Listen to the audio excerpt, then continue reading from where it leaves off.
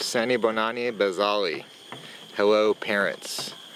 So basically in this video we're going to try to explain some of the things that our kids can learn through Oh No George, and think about some of the things that if we're going to use this book with the kids that we can think about trying to kind of draw out through our discussions.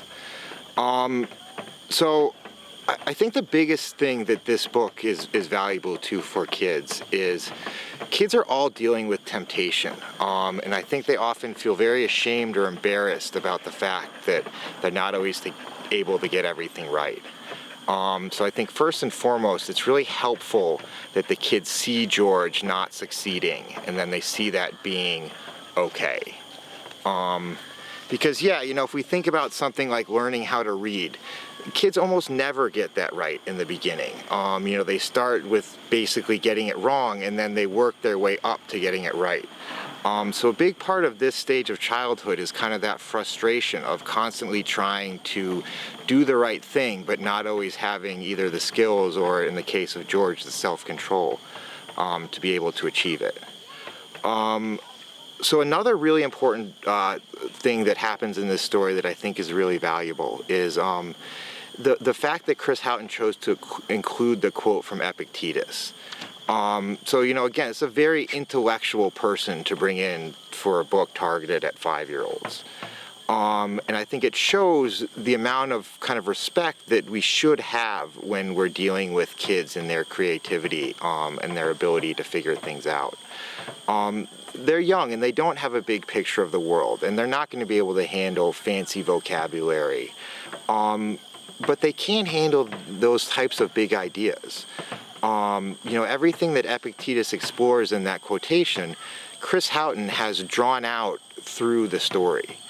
And so I think it's a really powerful example of the fact that we need to speak to kids in a language they can understand, but that's often different from dumbing things down so that it's sort of appropriate for kids.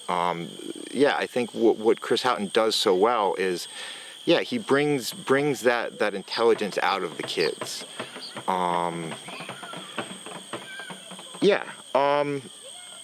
So then I think the other really important lesson for us is the way that Harris handles George not doing the right thing.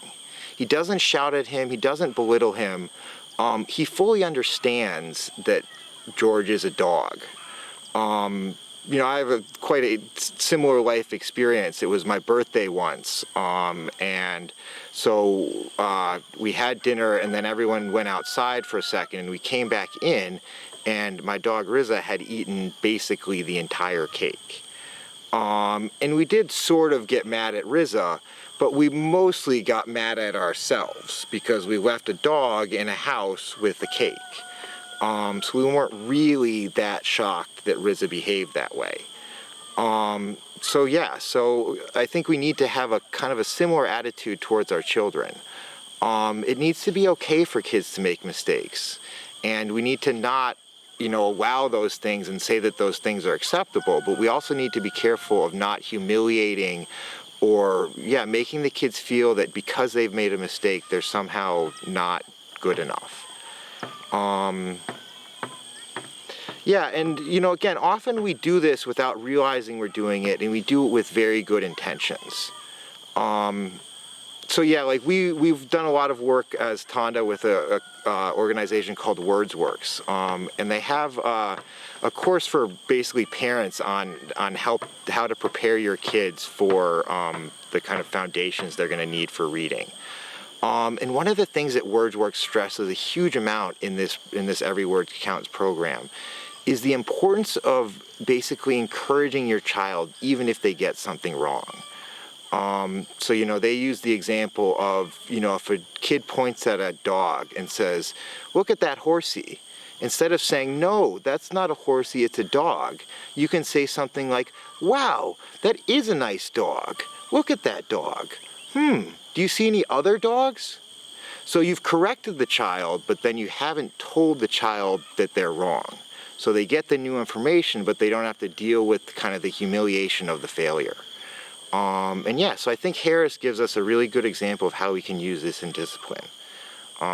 And yeah, we understand that a lot of us are going to be stuck in a small space with the energy of small children, and that might test our patience. So I think we should, look to Harris as a positive example. Cool. All right. Thanks, guys. Have fun. Thank you for watching. Don't forget to check out our downloadable activities on thanda.org.